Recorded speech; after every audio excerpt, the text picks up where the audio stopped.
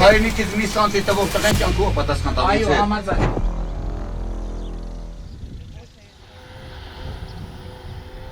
In Kirants village, political unrest has quieted while the noise of demolition and construction work grows louder.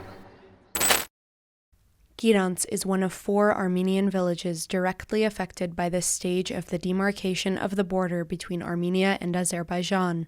This strict delimitation, the first of its kind in the area, is based on border maps that Armenia and Azerbaijan agreed on during the 1991 Alma-Ata Protocols, during the dissolution of the Soviet Union.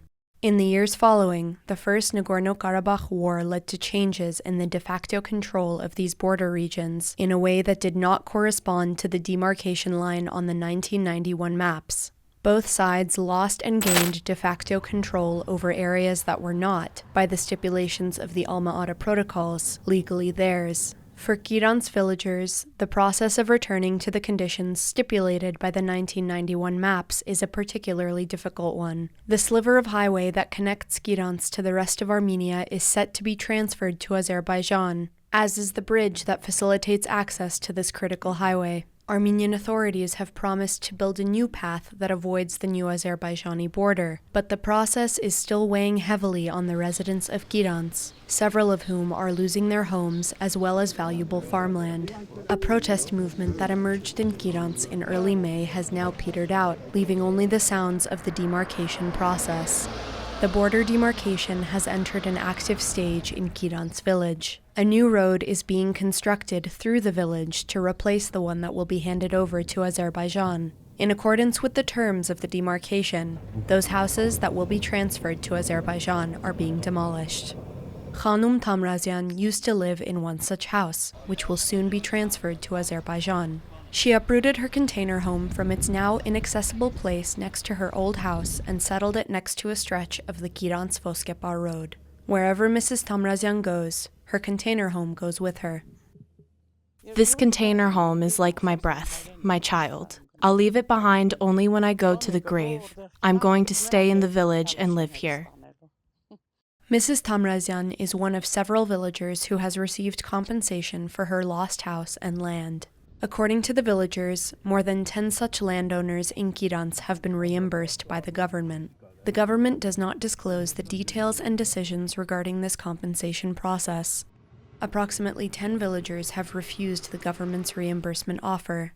Some expressed fear of public backlash should their information be uncovered, while others felt strongly that accepting such payment would be akin to selling their land. They helped me. They bought me a house. Well, it's probably meant as a reimbursement, but it would be wrong to say that I've gone and signed something and taken compensation. Nothing like that happened. The government bought me an apartment in Yerevan and gave it to me.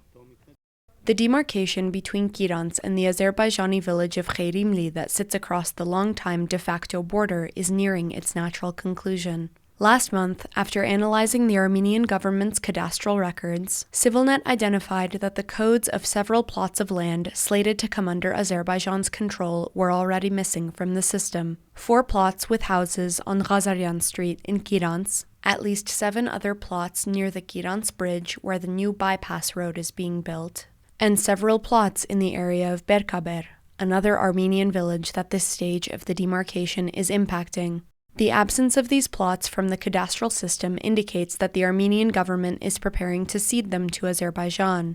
According to cartographer Shahin Shahinyan, when border demarcation processes occur, it is crucial to determine the principles underlying the proceedings. In this case, one of those principles could have been to carry out the demarcation in such a manner that the impact on the border population would be minimized.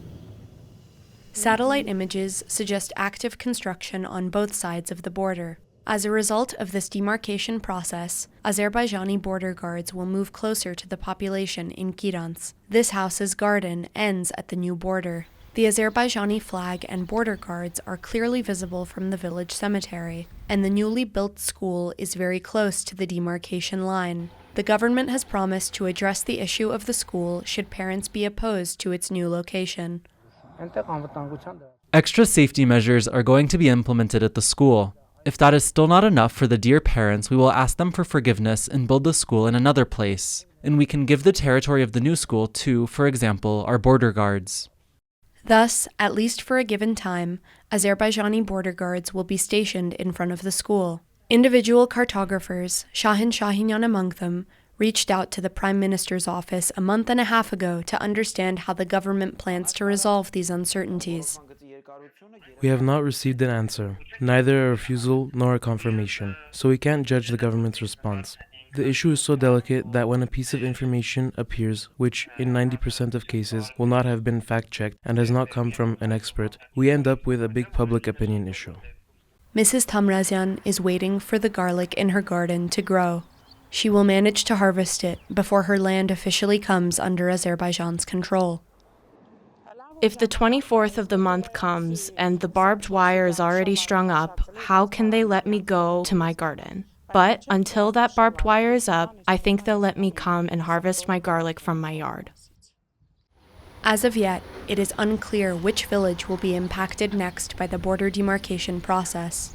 The principles by which Armenia is carrying out the demarcation with Azerbaijan are similarly uncertain.